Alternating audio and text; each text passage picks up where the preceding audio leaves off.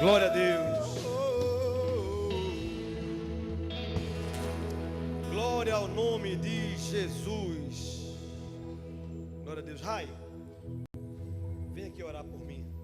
E vocês também orem por mim, porque Deus vai falar com você nessa noite. Amém ou não amém?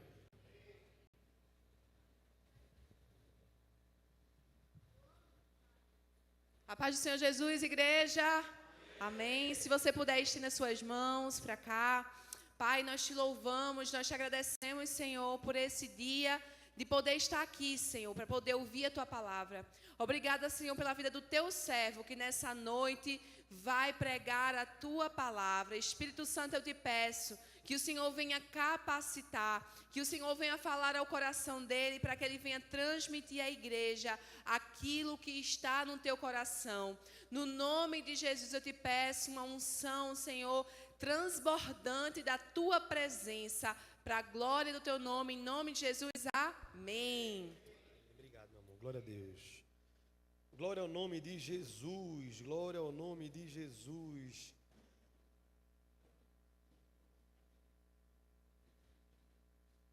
Quem está pronto para ouvir a palavra de Deus hoje?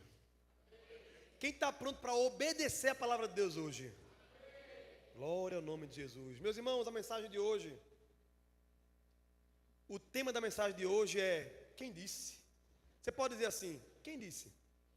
Você pode falar para uma pessoa, olhando na cara dela, dizer assim: quem disse? Irmão, se Deus não disse, não acredite. O texto base de hoje está em Marcos capítulo 8, versículo 22 ao 26. Eu vou ler aqui rapidamente, na versão Ara. Então chegaram a Betsaida e lhe trouxeram um cego, rogando-lhe que o tocasse. Jesus, tomando o cego pela mão, levou-o para fora da aldeia e, aplicando-lhe saliva aos olhos, e impondo-lhes as mãos, perguntou-lhe: vês alguma coisa? Este, recobrando a vista, respondeu: vejo os homens, porque como árvores os vejo andando. Então novamente lhe pôs as mãos, passando a ver claramente, ficou restabelecido, e tudo distinguia de modo perfeito. E mandou Jesus embora para casa, recomendando-lhe: não entres na aldeia. Diga comigo: não entres na aldeia. Pois é.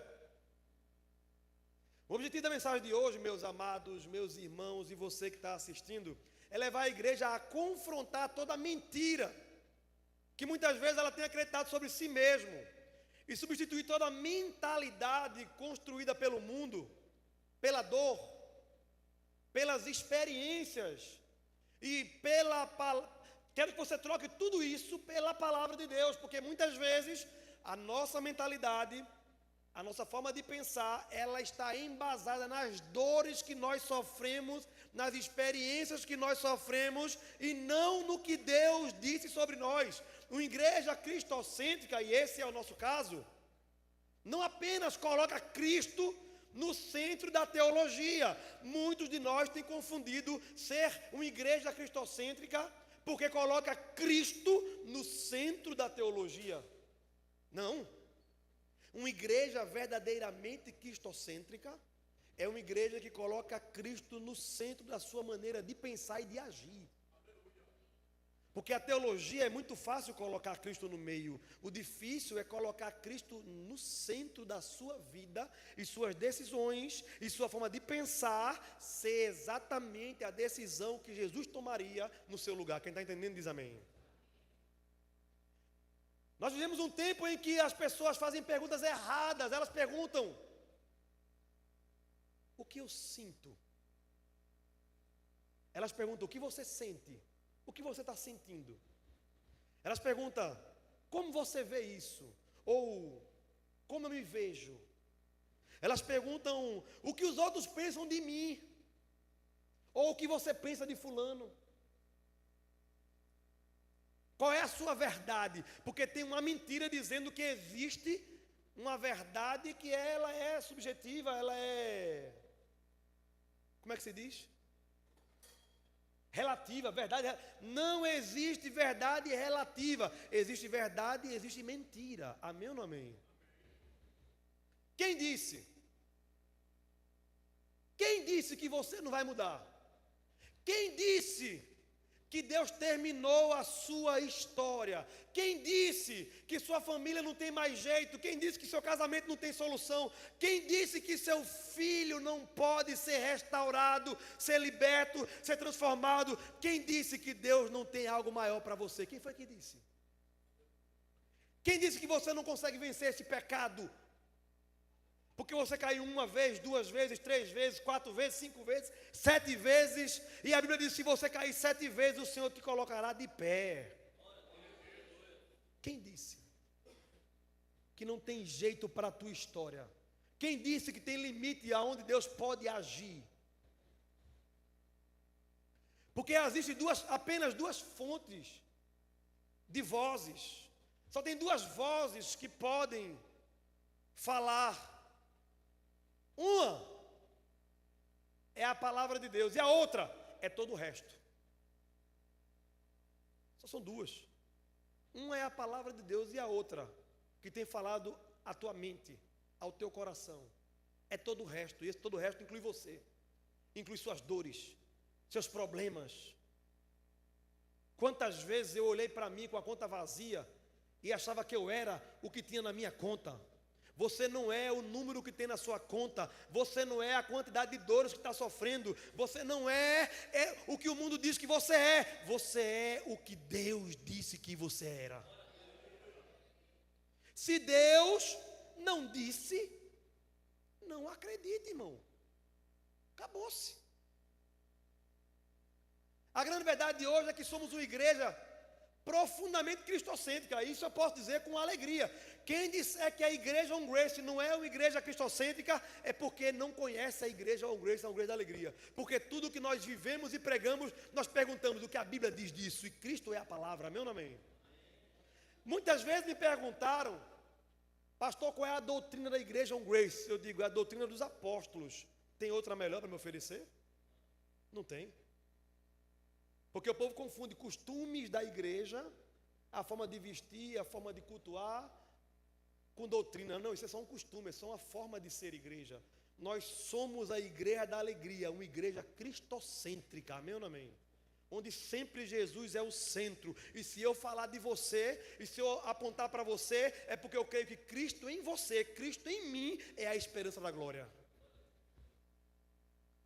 Cristo no centro é Cristo sendo a norma de decisões, de escolhas que nós tomamos. Colossenses 1:27 diz: aos quais Deus quis dar a conhecer qual seja a riqueza da glória deste ministério entre os gentios, isto é, Cristo em vós, a esperança da glória. Mas existe uma verdade que muitas vezes esquecemos, sabe qual é? Que não basta Cristo ser o centro da nossa doutrina. Ele precisa ser o centro da nossa mente. Muitos conhecem Cristo como o Salvador, poucos permitem que Cristo governe seus pensamentos. Quem sabe que Cristo é Salvador? Quem sabe que Ele é o Senhor? A pergunta é, a tua mente, o teu pensamento, a tua forma de agir, ela tem congruência com o que você confessou agora, que Ele é Senhor? Porque Senhor é o seguinte, manda quem pode, obedece quem tem juízo. O teu pensamento e o meu pensamento deve estar subjugado ao pensamento e à mente de Cristo. Romanos, capítulo 12, versículo 2.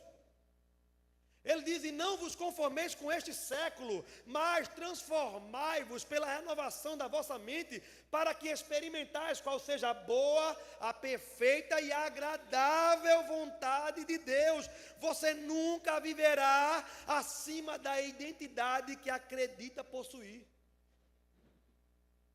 Não pense que você vai viver algo a mais do que aquilo que você acredita possuir. Renovação da mente é renovação da tua crença em Deus. A tua crença em Deus não pode ser limitada às tuas dores, aos teus sentimentos, às tuas emoções. A tua crença em Deus deve ser totalmente alicerçada na palavra. O que ele disse é o que é. Não importa o que eu sinto, o que importa é o que ele fala. O que importa é o que ele diz. Marcos capítulo 8, que é a base do nosso sermão de hoje, versículo 22, diz que chegaram a Betsaida. E então chegaram a Betsaida e lhes trouxeram um cego, rogando-lhes que o tocasse. Jesus chega à cidade. E quando ele chega, trouxeram um homem cego. E observe algo interessante: o texto não diz que o cego procurou Jesus. Foram outros que trouxeram o cego a Jesus. Em outro texto, outro cego, ele ouviu falar que era Jesus que estava vindo.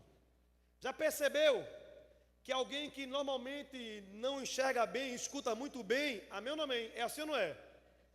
Esse outro cego, o cego de Jericó, ele ouviu que Jesus vinha e começou a gritar: Jesus, filho de Davi, tem misericórdia de mim.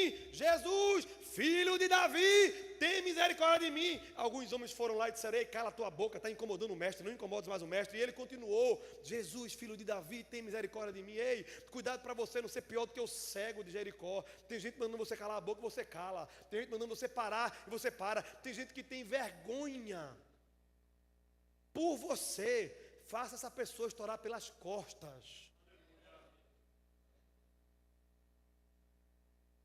Porque o que Deus tem para fazer por você, só quem conhece a sua dor é você e Ele. Cague e ande para a opinião dos outros. Fique com a vontade de Deus. E se você precisar clamar, você clama: Jesus, filho de Davi, tem misericórdia de mim. Em vez de reclamar, clame. Aqueles que mandaram ele calar a boca, Jesus chegou e disse: ei, vem cá você, o que foi? Agora vá lá e chame ele, traga ele até aqui. Deus é especialista em fazer isso. Quem quer atrapalhar o teu clamor, Deus usa para poder depois chamar você e levar você bem pertinho dele. Ali, ninguém levou ele estava clamando e o povo queria que ele calasse. Só levaram depois que Jesus mandou chamar. Mas nesse caso aqui não. Nesse caso, o cego não tinha para onde ir, não sabia o que fazer. O texto não fala que ele quis ir, o texto fala: e trouxeram um homem cego. Observe algo interessante: outras pessoas o levaram. Às vezes Deus começa uma grande obra na nossa vida porque alguém acreditou por nós, quando nós já havíamos pensado que não tinha mais esperança. Tem situação na nossa vida que a gente crê, não tem mais jeito, mas Deus levanta alguém para dizer assim: tem jeito, existe um Deus no céu, que está aqui nessa noite, passando no nosso meio. E se você chegou até aqui, é porque alguém foi usado para trazer você até Jesus. Não pense que você veio porque você quis. No pior das hipóteses, ou na melhor das hipóteses, o próprio Espírito Santo te trouxe para ouvir a palavra de Deus nessa noite.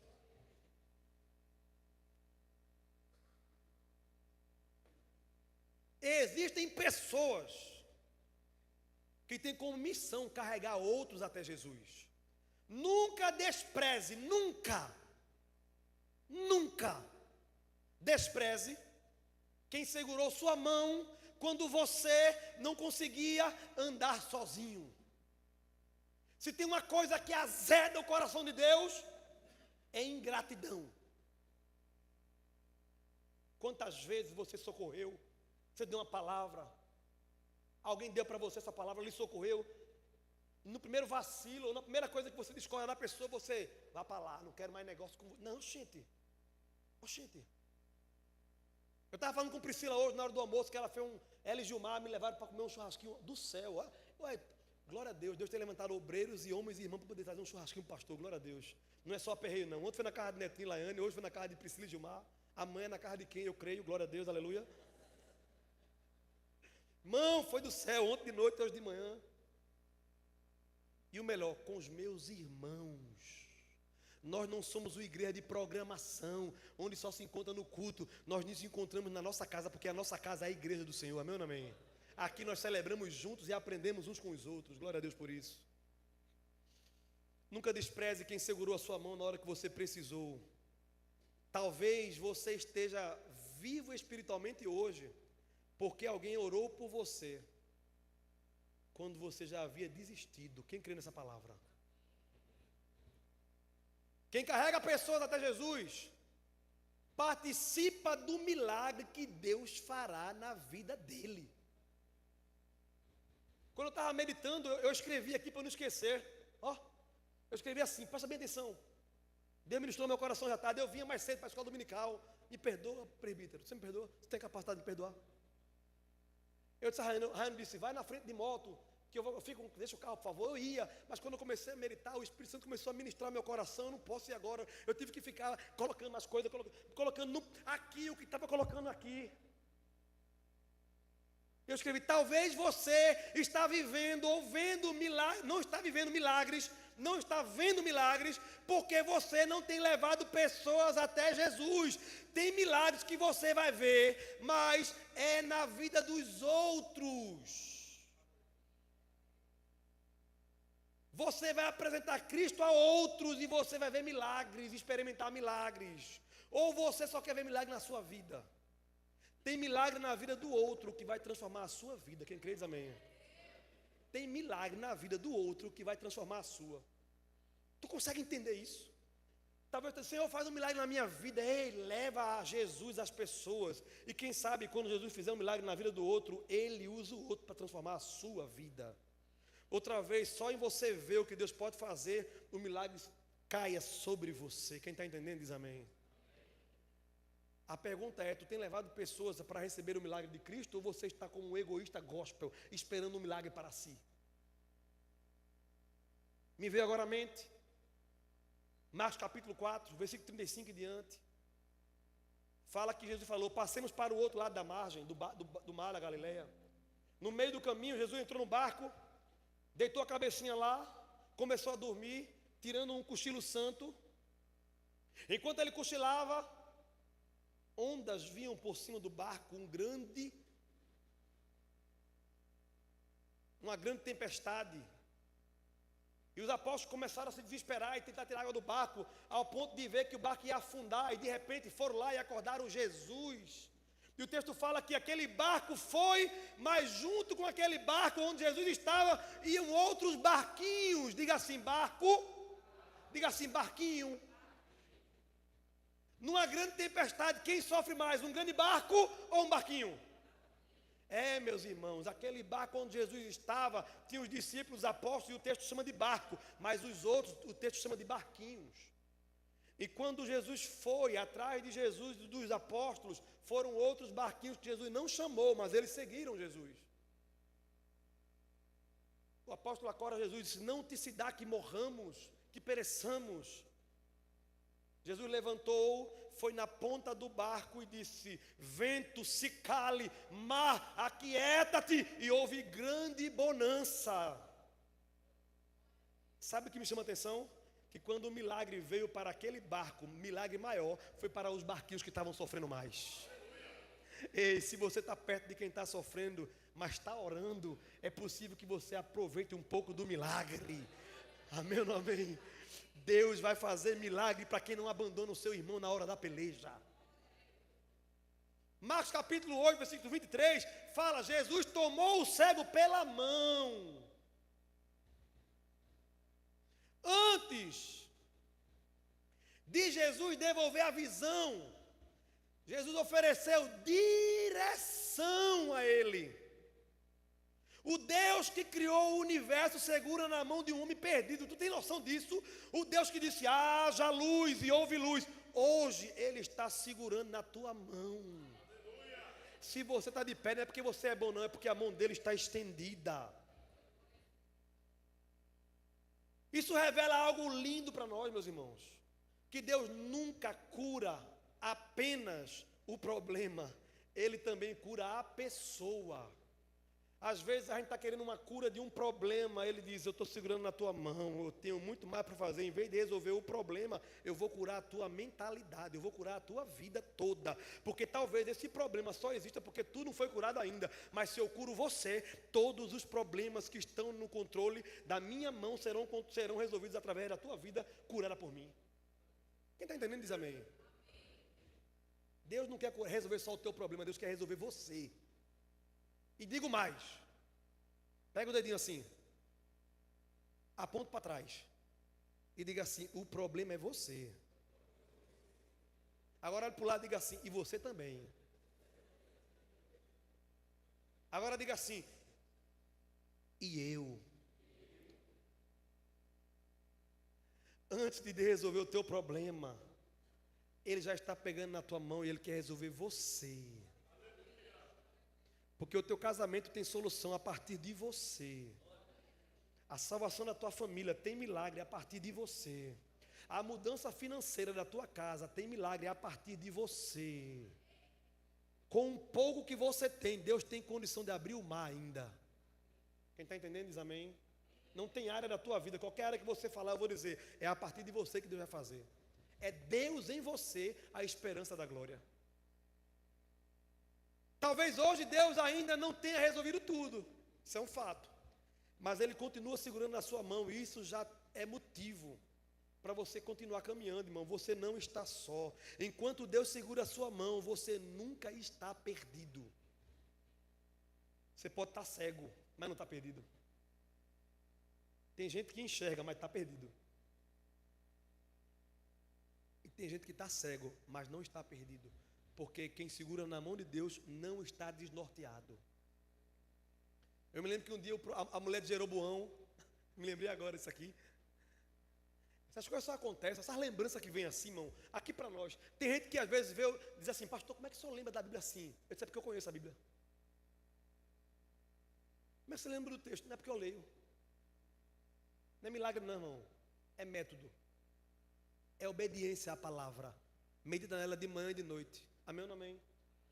Estou pregando aqui, não está nada escrito aqui disso aqui. Mas vem, porque eu conheço. Porque está escrito, o Senhor lembrará. E Deus só lembra a você aquilo que você conhece. Amém ou não amém? Eu estava falando com o Netinho sobre isso ontem, não foi não, Netinho? Tem que conhecer a palavra. Tem que conhecer a palavra.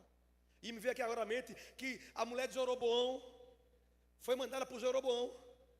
Aí na casa do profeta, e o profeta estava cego, sem ver mais nada, nem a mão aqui, ó, ceguinho.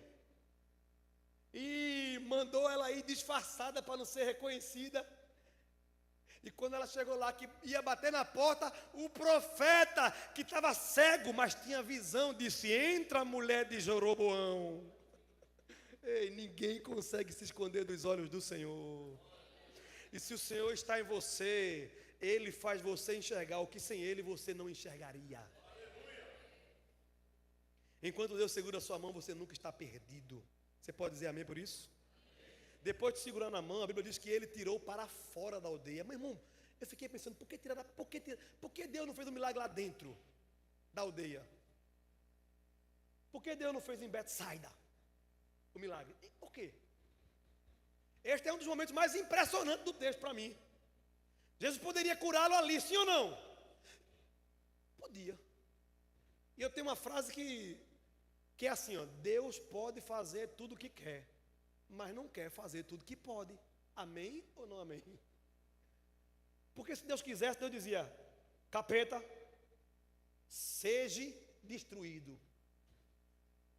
Falando certo ou falando errado, ele destruía, sim ou não? Eu me lembro que irmão Abraão, um dia pregando, disse que Jesus estava no deserto, de joelho, 40 dias de jejum.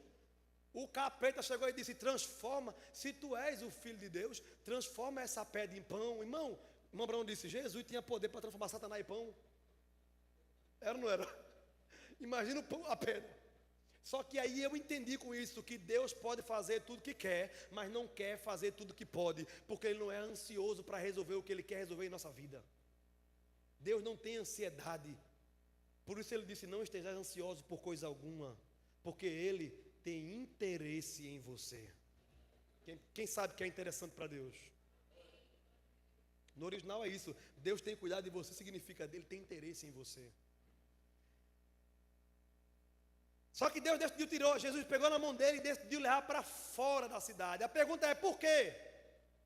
Porque existem lugares onde a incredulidade cria uma atmosfera que impede as pessoas de enxergarem corretamente.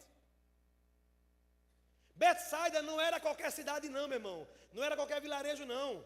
Era uma cidade repreendida pelo próprio Jesus. Quer ver? Abre aí em Mateus capítulo 11, 21. Olha o que está escrito. Porque às vezes está lendo um texto, mas você não sabe o contexto, aí você não entende. Jesus mandou ele sair, porque Deus já tinha uma palavra de juízo para Betsaida. Tem lugar que já está condenado por Deus, e você está insistindo, querendo mudar aquele lugar.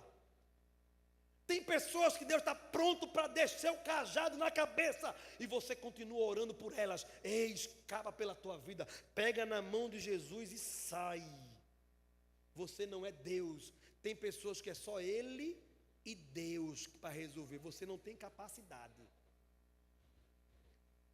Ai de ti, Corazim.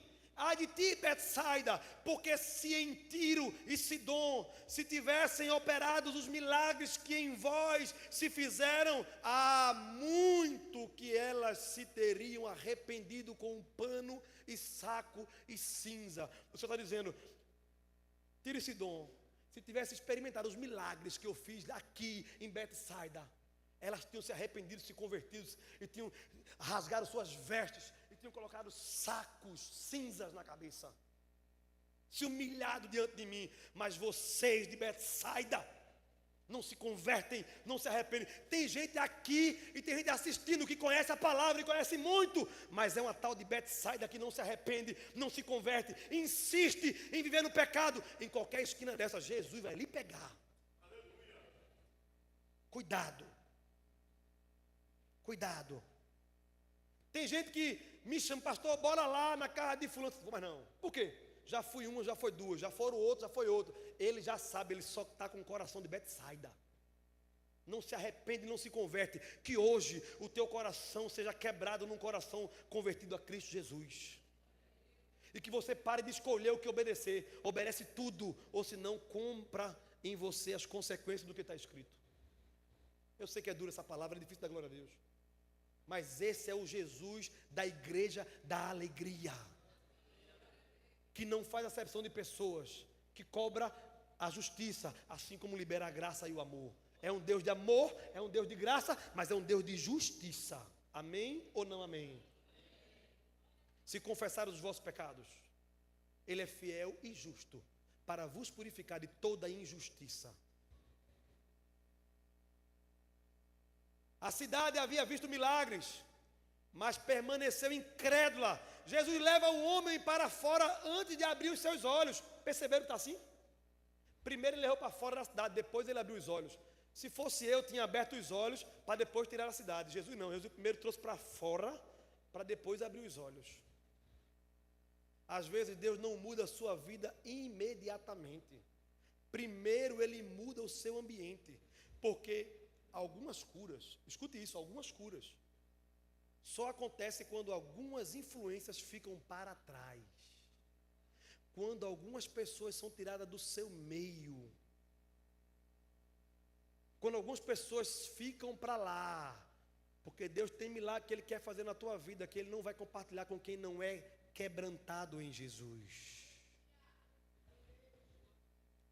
Há lugares dos quais Deus precisa nos tirar antes de nos levar para o próximo nível, que é o nível do milagre. Amém ou não amém? Tem gente que está na zona do conforto. Deus quer te levar para a zona de milagre.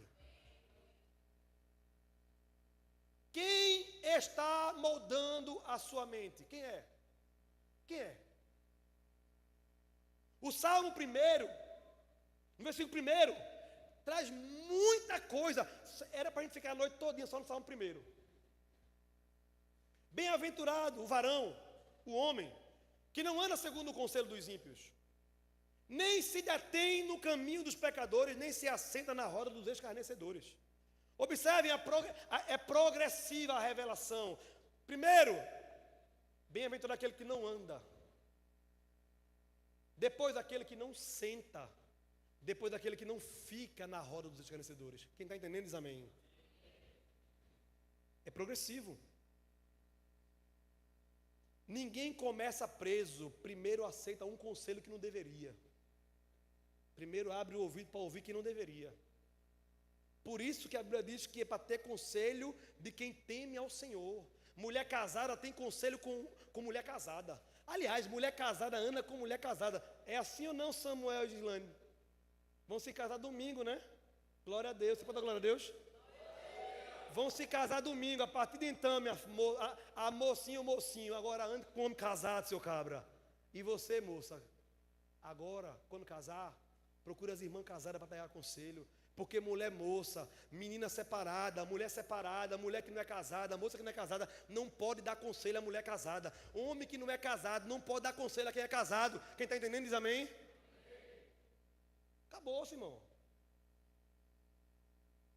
É muito importante entender que no original aqui a palavra hebraica para conselho traz a ideia de direção, maneira de pensar, estratégia, influência sobre decisões. O salmista está dizendo: feliz é quem não permite que a sua mente seja construída pelos ímpios. Depois aparece outra palavra muito importante que é escarnecedores. Ô, irmão, eu sou do tipo de crente que se eu precisar entrar num cabaré, e eu já fiz isso, tá? Para pregar o evangelho eu faço. Se eu precisar entrar num bar para falar de Jesus, eu vou entrar. Isso não é sentar na roda dos escarnecedores, não, irmão. Isso aí é entrar no inferno, para arrombar as portas do inferno e apresentar Jesus. É diferente. Outra coisa é sentar lá para ficar conversando potoque, conversar besteira. Quem está entendendo diz amém. Tem um hino da harpa cristã que diz que devemos ir até onde o fogo mais inflama, meu irmão. Tem crente, tem igreja brigando por crente. Não saia da nossa igreja, não vá visitar tal igreja. Não, eu não brigo por crente, eu brigo para tirar ímpio do pecado, morto para fazer ficar vivo. Se você está perdendo tempo correndo atrás de crente, é porque você está desfocado do evangelho, que manda a gente ir pregar o evangelho ao mundo e fazer discípulos. O mundo está cheio de gente esperando uma palavra sua para ser transformado.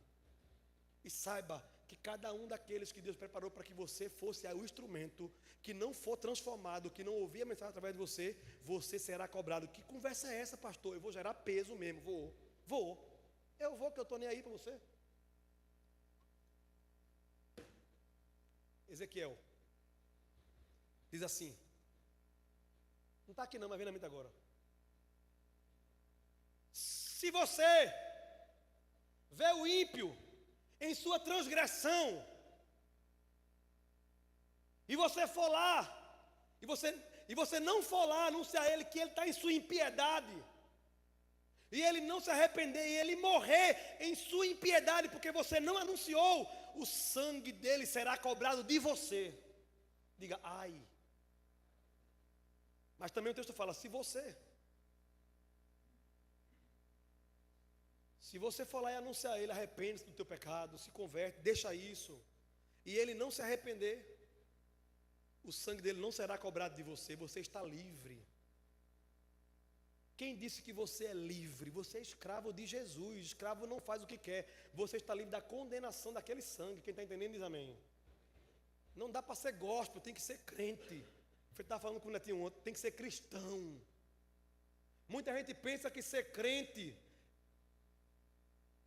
é difícil. Ser crente é fácil, irmão. Até o diabo é crente. Diga assim, até o diabo é crente. Porque crente é o que acredita. Beberrão é o que bebe. Mentiroso é o que mente. Crente é o que crê. Cristão é o que imita Jesus e obedece a sua palavra. Então ser crente é fácil. Até o diabo, a Bíblia diz que o diabo treme quando lembra o que vai acontecer. Ai meu Deus, ai meu Deus, ai meu Deus. Tu não treme, o diabo treme. Eu estou aqui pregando uma palavra dura dessa, tu está assim, poxa, é mesmo, né? E o diabo, quando lembra do que vai acontecer com ele, ele faz. Agora, um cristão, ele não, nem o trabalho dele é em vão, o trabalho dele é um lugar de missões. Ele vive 24 horas submisso ao seu Senhor, porque eu sou um cristão. Eu reflito a glória dele. A luz batendo na cara, refletindo aqui. a luz de Cristo reflita sobre a tua vida para você ser chamado de cristão. Quem está entendendo diz amém. Com quem você se aconselha, com quem você passa mais tempo, quem tem acesso aos seus ouvidos, porque quem controla os seus ouvidos acaba controlando os seus pensamentos. Quem controla a sua mente controla o rumo da sua vida. Quem anda com incrédulos aprende a duvidar. Quem anda com Cristo aprende a confiar em Deus. Com quem você tem andado? Porque se você está duvidando do que Deus pode fazer, do que Ele vai fazer, do que Ele já fez, é porque você está andando com o incrédulo. Mas se você andar com Cristo, você começa a acreditar que tudo é possível aquele que crê. Quando você senta com as pessoas estão fazendo você sair mais crente ou menos crente.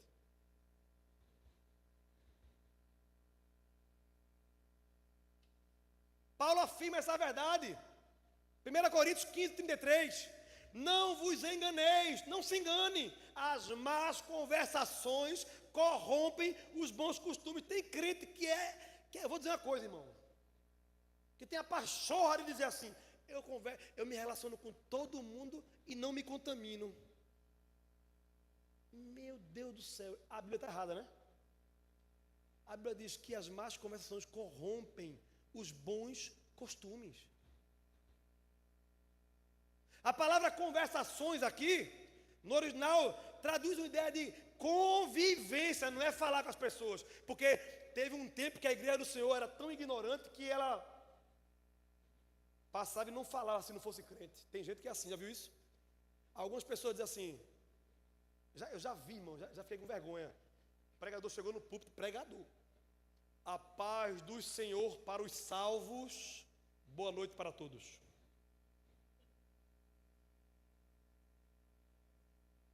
Irmão, eu aprendi, sabe o quê? Jesus disse: vá, chegue na casa lá, bata na porta. Quando abrirem a porta, você saúda com a paz. Shalom Adonai.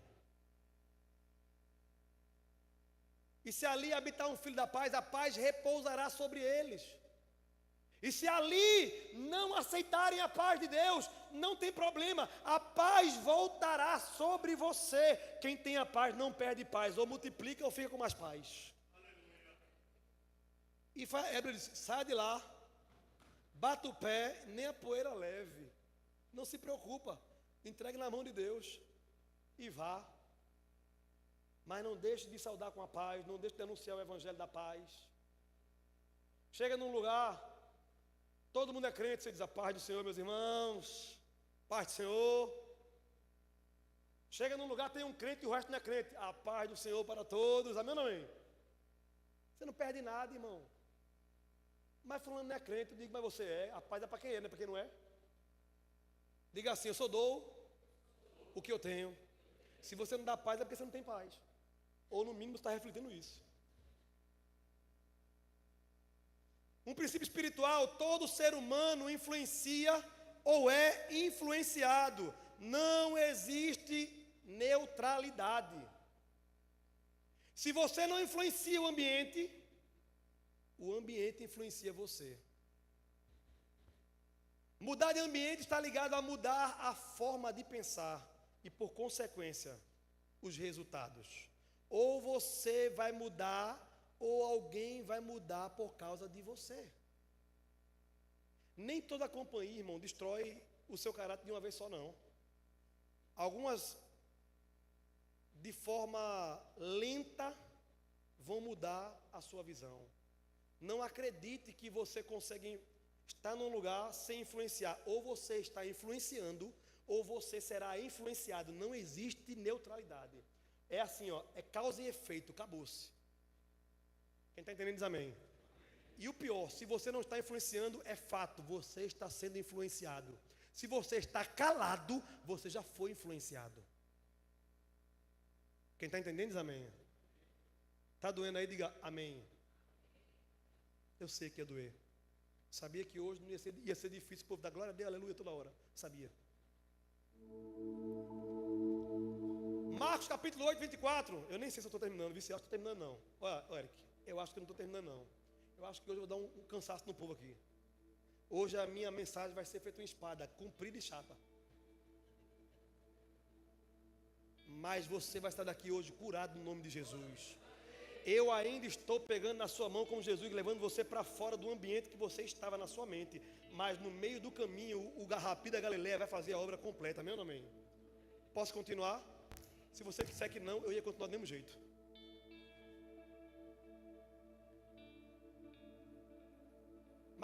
Marcos 8, 24. Este, recobrando a vista, respondeu: vejo os homens, porque como árvore os vejo andando. Chegando ao centro da narrativa, Jesus pergunta ao homem: você está vendo alguma coisa?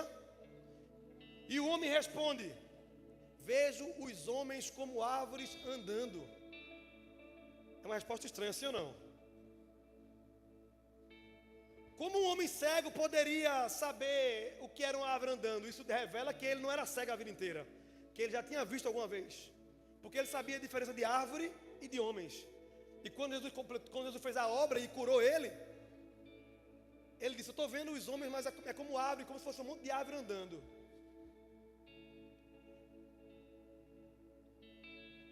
Agora, ele voltou a enxergar,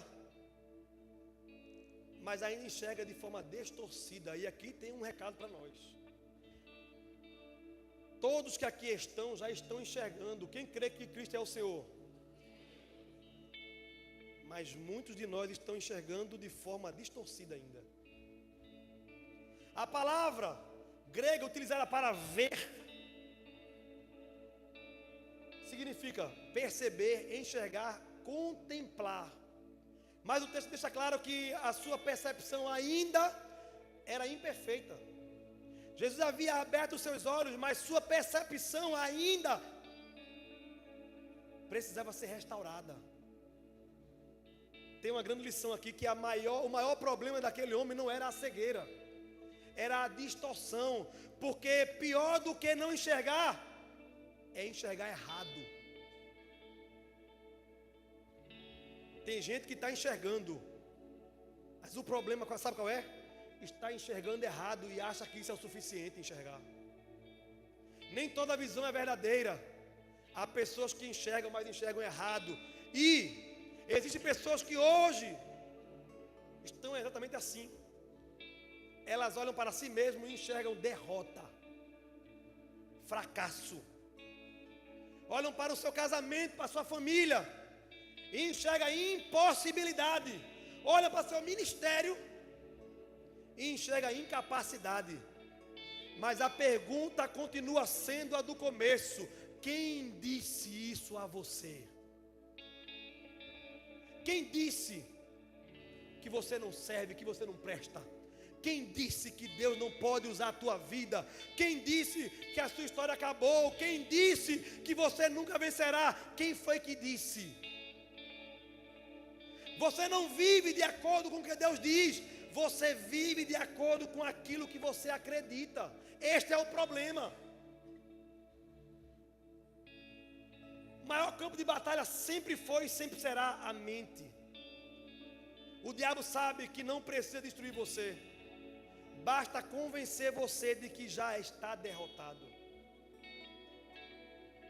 Se ele controlar sua mente, meu irmão, ele controla a sua vida.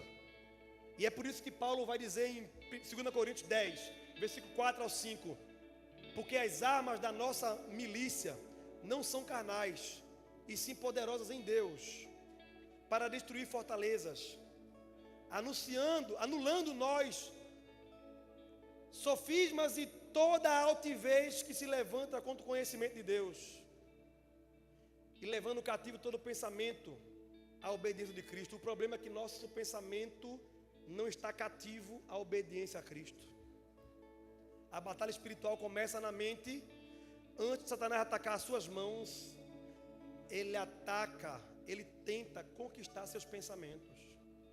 Eu duvido qualquer pensamento ruim vindo da parte de Deus. Duvido. Porque Deus é amor. Ele é a fonte da graça, Ele é a fonte do amor, Ele é a fonte de toda transformação que eu e você precisa.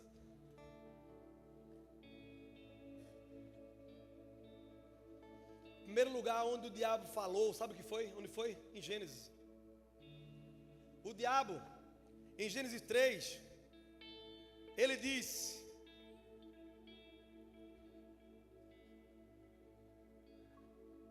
o diabo disse: mas a serpente, Gênesis 3:1, mas a serpente, a mais sagaz de todos os animais selváticos que o Senhor Deus tinha feito, disse à mulher: é assim que Deus disse, não comereis de toda a árvore do jardim? Perceba que a primeira batalha da humanidade foi sobre uma palavra. O que foi que Deus disse? Sobre quem teria autoridade. Depois que Eva acreditou na voz errada, toda a humanidade sofreu a consequência. E Deus respondeu com outra pergunta. Gênesis capítulo 3, versículo 11. Perguntou-lhe Deus: quem te fez saber que estavas nu? Comeste da árvore de que te ordenei que não comeste? Perceba que Deus não perguntou: por que você está nu? Deus nunca perguntou isso. Deus perguntou: quem foi que te disse que tu estava nu? Quem te disse? Porque o problema não foi o que você fez, não foi o que você creu. O problema foi quem te disse. Você está crendo naquilo que quem te disse a teu respeito. Quem colocou essa ideia na tua cabeça? Quem ensinou isso? Quem construiu essa identidade na tua mente? Toda mentira começa quando damos mais autoridade à voz do mundo do que à voz de Deus. Quem é que está definindo a tua identidade? Talvez tenha sido uma palavra do teu pai: tu nunca vai ser ninguém. Da tua mãe: vai estudar para ser alguém na vida. Aí não estudou, cresce crendo: eu não sou ninguém na vida.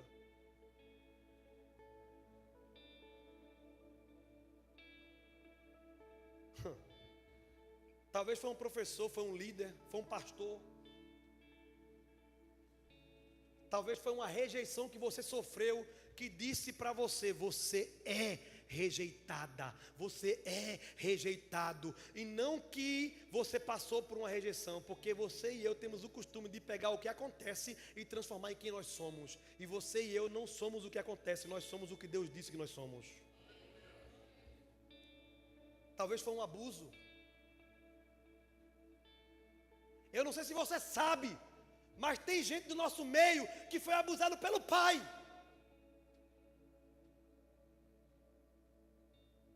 Que não queria filhos.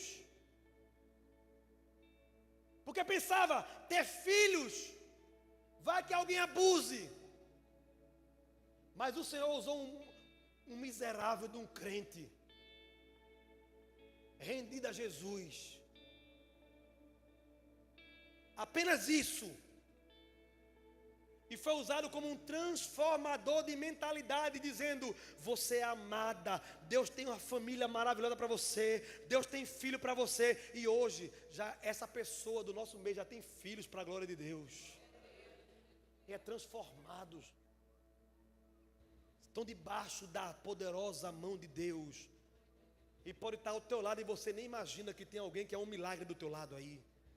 Que acreditava que não tinha jeito, que não era ninguém, e hoje é alguém cheia do Espírito Santo. Nenhuma dessas vozes que você tem ouvido é autoridade para definir quem você é, porque a autoridade para definir quem você é a voz de Deus. Quem criou você é o único que possui autoridade para definir quem você é. Quem está entendendo diz amém? O Evangelho não muda apenas o resultado, ele muda a identidade. 2 Coríntios 12, versículo 9 a 10 diz assim: então, ele mesmo disse: a minha graça te basta, porque o poder se aperfeiçoa na fraqueza. De boa vontade, pois, mais me gloriei nas fraquezas, para que sobre mim repouse o poder de Cristo. Pelo que sinto prazer nas fraquezas, nas injustiças, nas injúrias, nas necessidades, nas perseguições, nas angústias, por amor de Cristo, porque quando eu sou fraco, então é que eu sou forte. Muitos pregadores usam um texto de Joel capítulo 3 e que diz assim: diga ao fraco, sou forte. Não, o texto não está dizendo que você que é fraco deve dizer que é forte. Não é isso. Aquilo é uma ironia de Deus. Os inimigos de Deus disseram: vamos nos levantar e vamos guerrear contra o povo de Deus. Aí Deus diz: é mesmo? Tá certo. Faça o seguinte: diga até os fraquinhos aí que são fortes, que são guerreiros. No original ali é diga que quem não sabe nem pegar um confeito direito. Diga aí, eu sou guerreiro, eu sou forte. Porque quando vocês se levantarem na força de vocês, eu vou mostrar a vocês o que é força. Porque eu sou forte, diz o Senhor, eu sou grande. Eu sou poderoso. O Senhor com apenas um anjo mandou um anjo só. E em Senaqueribe ele matou 185 mil soldados. Basta um anjo para ele destruir todo um exército. Deus nunca disse para que eu e você achasse que você era forte. Não foi isso que ele disse. É por isso que eu anotei aqui. É importante que você entenda que esta não é uma mensagem para que você acredite que você é forte em si mesmo. Essa mensagem é para que você possa confiar no braço de Deus, não no seu braço. Ao contrário, você tem que dizer que eu não sou forte, mas o eu sou é forte. Ele é a minha fortaleza. Isaías 40, versículo 29 e 31 diz: ele que é forte, ele faz forte ao cansado e multiplica as forças daquele que não tem nenhum vigor. Mas os que esperam no Senhor renovarão as suas forças e subirão como águias, correrão e não se cansarão, caminharão e não se fadigarão. Mas antes tem quem espera no Senhor. Efésios 6:10 diz assim: quanto ao mais sede fortalecidos no Senhor e na força do seu poder.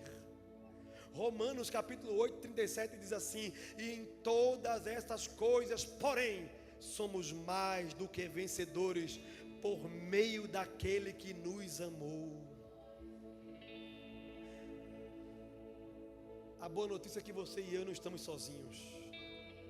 Hebreus 13:5 diz: seja a vossa vida sem avareza, contentai-vos com as coisas que tendes, porque ele tem dito: de maneira alguma te deixarei, nunca jamais te abandonarei.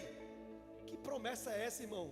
Deus não vai te deixar, Deus não vai te abandonar. Quem disse que você foi abandonado é mentira, porque ele disse: eu não te abandonarei. Filipenses 4:13 disse: posso todas as coisas naquele que me fortalece. Ou seja, com ele você suporta tudo. Romanos 8:1 diz: agora pois já nenhuma condenação há para os que estão em Cristo Jesus. Tem gente que está sofrendo tanto que tem um ponto de pensar assim: eu sou um condenado mesmo. Ei, você não é um condenado não.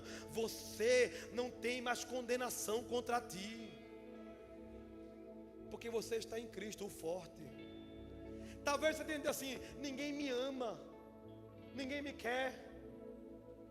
Quem disse isso? Com certeza não foi o teu Senhor, porque o teu Senhor diz em Jeremias capítulo 31:3: de longe se me deixou ver o Senhor dizendo: com amor eterno eu te amei, por isso com benignidade eu te atraí para mim. Ele não te amou por um tempo, ele te amou e te ama eternamente. Talvez o diabo diga: você não tem valor, você só merece ser cuspida, ser abusado, ser abandonado. Essa é a voz do diabo. Quem disse isso? Porque o meu Deus, porque o teu Deus, diz em 1 Coríntios 6:20: porque fostes comprado por preço alto. Agora pois glorificai a Deus com o vosso corpo. Você tem valor porque ele pagou um alto preço por você.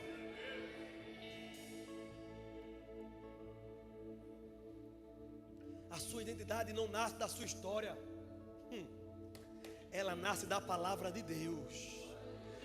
A tua história foi sofrida, ela é só uma história, a verdade é a palavra de Deus sobre você.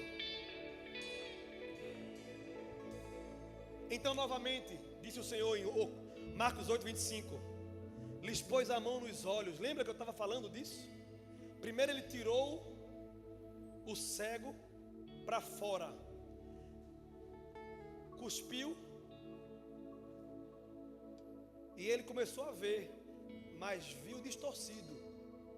Aí Jesus vai agora e impõe as mãos mais uma vez. Ei, Jesus tem mais um toque para dar na tua vida. Jesus tem mais uma mão estendida para te socorrer. Ele tem poder para fazer a distorção ficar alinhada com a mente dele. Observe algo maravilhoso. Jesus não foi embora, irmão, quando ele diz assim: estou vendo os homens como árvores. Não. A obra que ele começou, ele vai completar na tua vida. Jesus não disse: tá bom, pelo menos já está vendo alguma coisa. Eu já cuspi, eu já disse para ser curado. Pelo menos já está vendo. Não. Ele toca novamente. Isso revela que Deus não abandona processos. Há pessoas que ficam frustradas porque ainda não chegaram onde gostariam. Mas Jesus ensina que alguns milagres acontecem em etapas. Você está ainda no processo, ainda não terminou. Ele vai completar a obra até o final. Não solta a mão de Jesus. A gente que acha que Deus só trabalha em milagres instantâneos, Diego. Não. Tem milagre que Ele faz de glória em glória. É por isso que toda vez que eu te abraço, o Espírito Santo diz assim: diga a Ele que Ele é importante e que Ele é amado.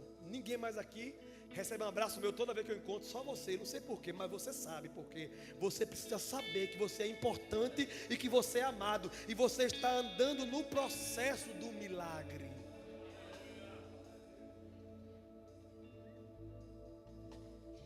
A gente que acha que Deus abandonou, mas não, é só um milagre que está sendo projetado. Existem milagres progressivos. A santificação é um deles. A santificação é um milagre progressivo, que é de glória em glória. Um dia mais santo que o dia anterior. Um dia mais parecido com Jesus do que o dia anterior. O amadurecimento é outro, viu? Amadurecimento em adulto é um milagre, irmão. Porque eu ouvi quando era criança: cavalo velho não aprende passada. Quem já ouviu isso? Cavalo velho, mas crente velho, ouvindo a palavra, aprende a ser maduro. Glória a Deus por isso. A renovação da mente também é outro milagre, irmão. Renovar a mente é terrível. É um milagre que demora, irmão. Existe uma frase no mundo corporativo que é Kaizen. É uma frase japonesa, Kaizen. Diga Kaizen. Se você nunca falou japonês, falou agora, Kaizen. O que quer dizer? Hoje, melhor do que ontem. E amanhã, melhor do que hoje. Eu desejo Kaizen para a sua vida em Cristo Jesus. Amanhã, você vai estar melhor do que hoje. Deus não desistiu de você, porque ainda está trabalhando em você, irmão. Tenha calma. E o texto dizia: ele passou a ver claramente. O verbo transmite uma ideia de enxergar com nitidez, sem distorção, sem confusão, sem sombras. Agora ele não apenas enxerga, ele agora interpreta corretamente aquilo que ele vê. O objetivo de Deus nunca foi apenas abrir os seus olhos, meus irmãos. Foi mudar a sua e a minha interpretação da realidade das coisas. O milagre não terminou quando ele voltou a enxergar, terminou quando ele deixou de enxergar errado. O milagre de Deus está sendo feito em você. Vai ser concluído quando você enxergar as coisas do jeito certo. Versículo 26: e mandou Jesus embora para casa, recomendando-lhe: não entres na aldeia. Tem lugar que você não deve nunca mais voltar lá. Tem rodas que você não deve nunca mais sentar lá, Anderson, 2 metros. Você está entendendo isso? Minha filha, tem lugar que nunca mais cabe você. Porque Deus tem algo para fazer completo. Mas Ele não se agrada de quem coloca a mão no arado e olha para trás. Talvez você não entenda isso. Esse texto que fala da mão no arado Não está aqui, mas me vê agora. O homem na agricultura que usa o arado, cortando a terra para colocar a semente, se ele olha para trás, ele desvia o caminho, ó. Quando ele vê, ele perdeu o caminho. Deus não se agrada de quem coloca a mão no arado e olha para trás. Olhe para frente, olhe para frente, olhe para frente. Siga para Cristo, para o alvo, para o prêmio da soberana vocação. Não volte para a aldeia.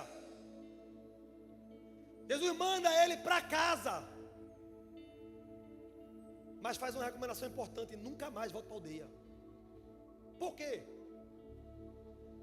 Porque Deus não queria, eu anotei em vermelho aqui, para não esquecer. Deus não queria que ele retornasse ao ambiente que havia moldado a sua antiga maneira de viver. Há pessoas que recebem um milagre no domingo e voltam para os mesmos ambientes na segunda-feira. Voltam para as mesmas conversas, os mesmos memes, os mesmos Instagrams, as mesmas piadas, as mesmas besteiras, as mesmas influências, as mesmas amizades que alimentam incredulidade. Não volte para o lugar de onde Deus te tirou. Não olhe para trás. Oh Jesus, obrigado. Ele me diz agora, me faz perceber e me lembrar. Ló, sai daí, Ló. Sai com a tua mulher, sai com a tua família. Só não olha para trás. Lá vem a mulher de Ló. De repente ela olha para trás. E lá ela ficou e virou estátua de sal. Deus disse: você é sal e luz do mundo. Ele não disse: eu espero que você olhe para trás e vire uma estátua de sal.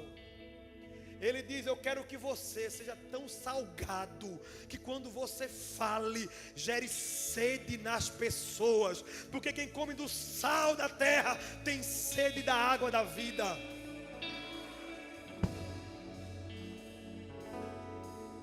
Hoje, estou concluindo. A pergunta não é: você acredita em Deus? A pergunta é: você acredita no que Deus diz sobre você? Pergunta a uma pessoa: você acredita no que Deus diz sobre você? Pergunta aí. Agora pergunta a outra pessoa também: você acredita no que Deus diz sobre você? Meu santo, você acredita no que Deus diz sobre você?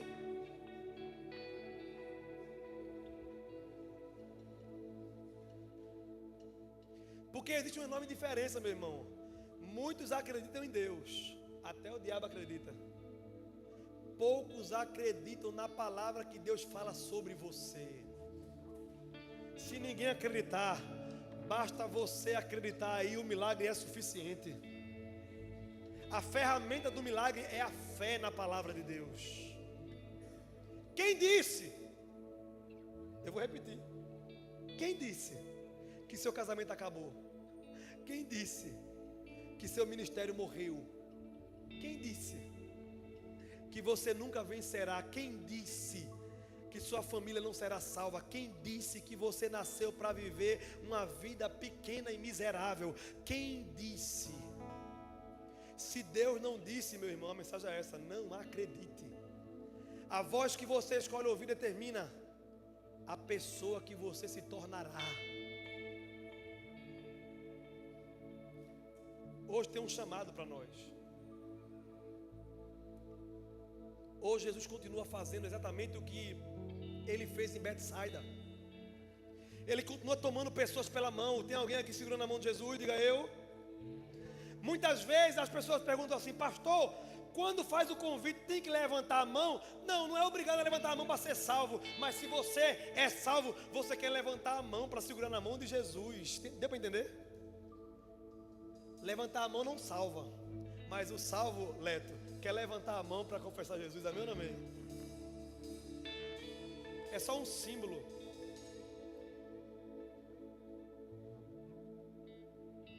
Tem uma música tão conhecida que diz: segura na mão de Deus, segura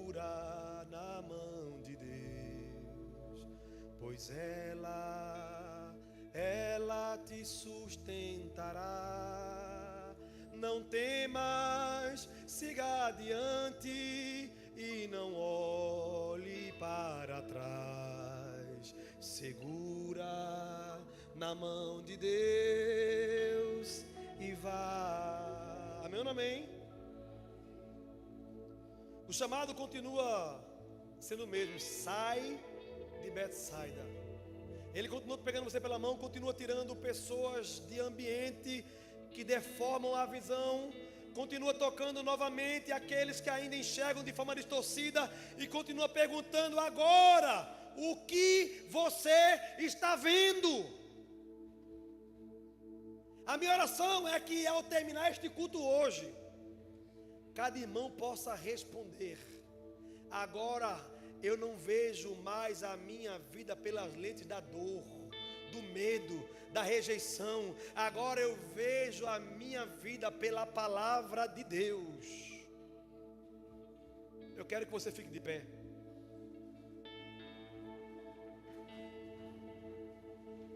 Eu quero que você feche os seus olhos. Às vezes o pastor dá uma orientação e você é tão rebelde que a mínima orientação você não segue.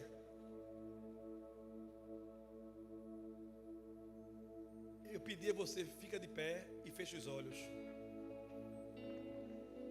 Se numa coisa básica você não consegue seguir a orientação, imagina no mais difícil. Fecha os teus olhos. Fecha os teus olhos. Toma isso como um ensinamento. Se no básico você não consegue, imagina no mais difícil.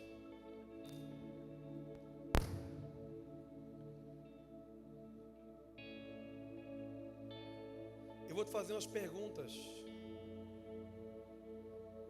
E eu quero que o silêncio ministre ao seu coração. Não tenha pressa de sair, porque talvez hoje comece o segundo toque de Jesus nos teus olhos. Quem disse que você não é amado, que você não é amada? Quem disse? Quem disse que você com Jesus já não é o suficiente? Quem disse? Quem disse que Deus desistiu de você? Quem disse que você nasceu para viver preso ao passado? Se essa voz não veio de Deus, ela perde hoje o direito de governar sua mente em nome de Jesus.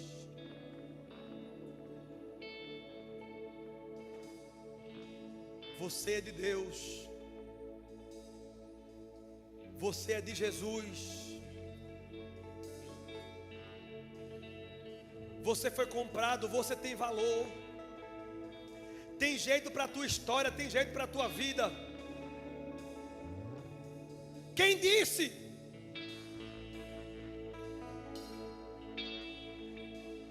Hoje é noite de você decidir. Quem dita a tua história? Quem dita a tua identidade? Quem dita quem você é?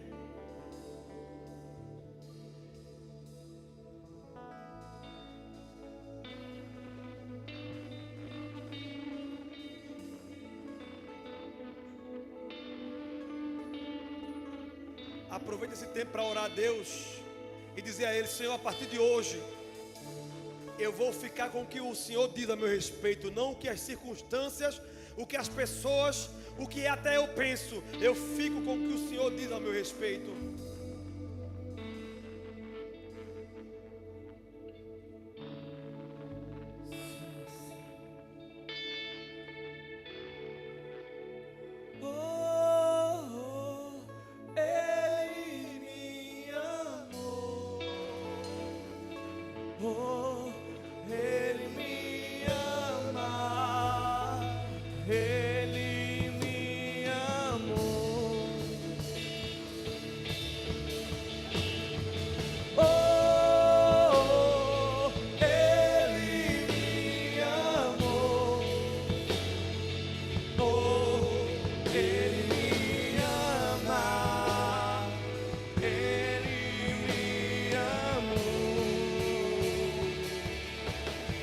Escuta. Tem ciúmes de mim. O seu amor é como um furacão e eu me rendo ao vento de sua misericórdia. Então de repente não vejo mais as minhas aflições, eu só vejo a glória e percebo quão maravilhoso Ele é e o tanto que Ele me quer. Oh, Ele me amou. Oh, Ele me ama. Ele me amou. Me ama. Você pode levantar as suas mãos e declarar que você recebe o amor de Deus sobre a tua vida, sobre a tua casa. Ele me ama. Aleluia. Somos sua herança, Ele é o nosso galardão. O seu olhar de graça nos atrai a redenção. Se a graça é um oceano, estamos afogando. O céu se une à terra com um beijo apaixonado. Meu coração, eu não tenho tempo pra perder com ressentimento. Não perca tempo com ressentimento, porque Ele te ama. Ele disse: com amor eterno eu te amei. Ele me ama. Ele me ama. Ele me ama. O mais alto que você puder. Me ama. Ele me ama. Ele me ama.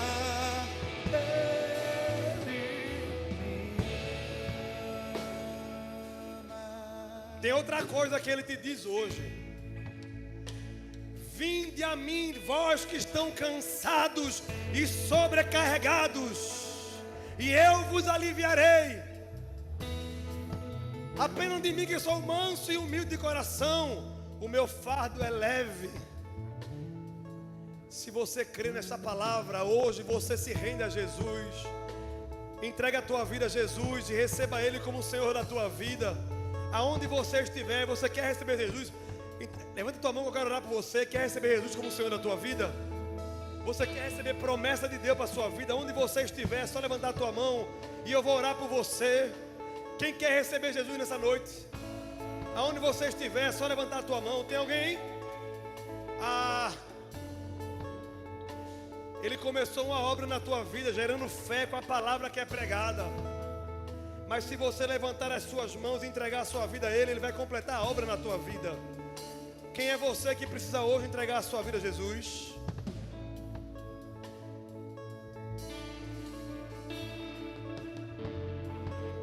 Você pode ser um instrumento de Deus aí. Você pode perguntar a uma pessoa do seu lado: você já entregou a sua vida a Jesus? Pergunta aí.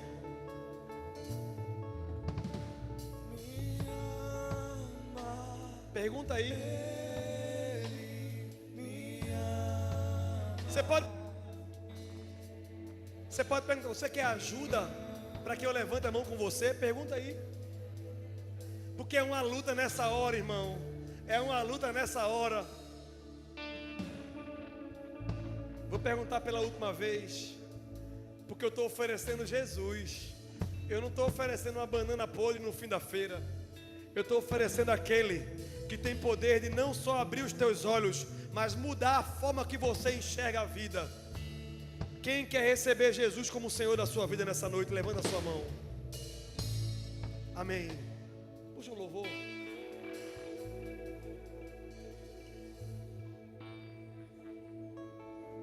Quem sabe que Ele está aqui, diga glória a Deus. Dá outro glória a Deus. Mais um glória a Deus. Aos seus pés estou pra render tudo que sou a ti, tudo que estiver. Receba aqui, Senhor, meu perfume, minhas lágrimas que vão cair.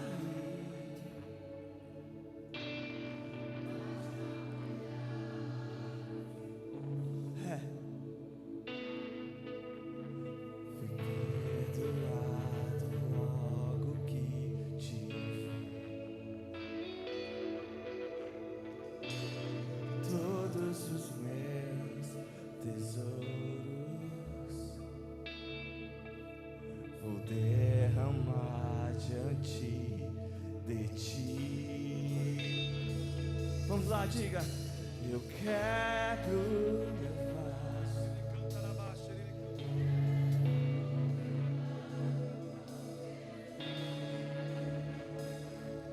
aos pés do meu amado. Eu quebro meu vaso, eu quebro meu vaso aos seus pés.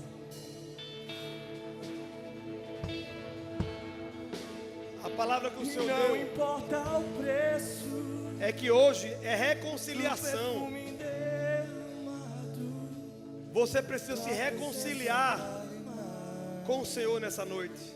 tua presença Reconciliação.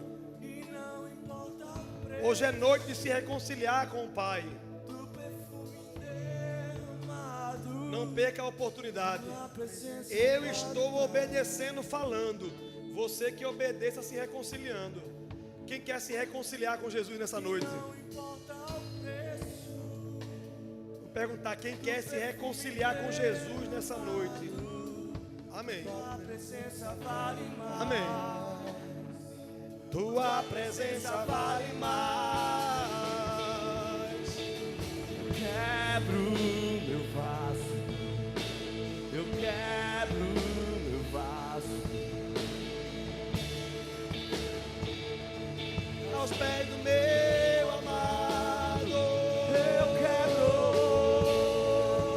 meu vaso, Aos teus pés. Aos pés do meu amado. tens liberdade aqui, Espírito de Deus, Espírito de Deus, tens liberdade aqui. Espírito Santo, tens liberdade aqui. Espírito de Deus, Espírito de Deus, tens liberdade aqui. Espírito Santo, Espírito Santo, eu sou, diga, eu sou tua casa, tua morada, eu sou teu lar, e mude as coisas de lugar. Eu sou tua casa, tua morada, eu sou teu lar, mude as coisas de O teu perdão é completo. O teu perdão é completo. Ele sara minha alma. Ele sara minha alma. O teu perdão é completo, O teu perdão é completo. sara minha alma.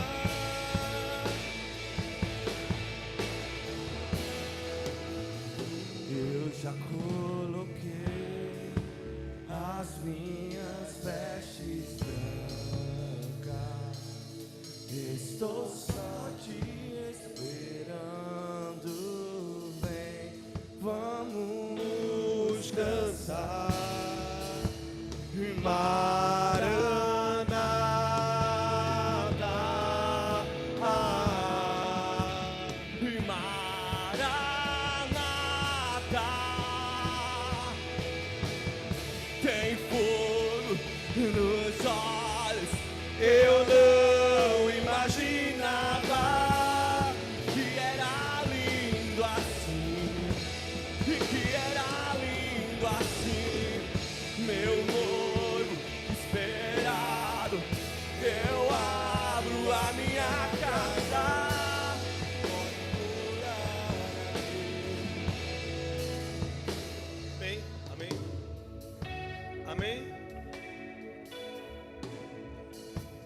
saber quem está nos visitando pela primeira vez hoje. Levanta a mão. Quem está nos visitando ali, ó. Vem cá, Priscila. Sobe aqui, sobe aqui, sobe aqui. Ó. Ela com sua equipe. Levanta a mão. Cadê você pela primeira vez? Quem é? Levanta a mão. Aqui tem um varão aqui, ó. Levanta a mão assim até feder, vaso, para eu ver quem é. Olha isso. Tem duas ali, tem um aqui. Quem mais? Tem... Aqui também. Ó, Priscila vai entrar em contato com você. Amém? Não vai te pedir nada. Vai pegar o seu contato, vai poder orar por você. Vocês querem oração? Vocês querem ser abençoados? Querem receber informação? Ela vai passar para vocês, amém? Deus abençoe vocês em nome de Jesus. Deixa eu falar uma coisa, pessoal. Estamos...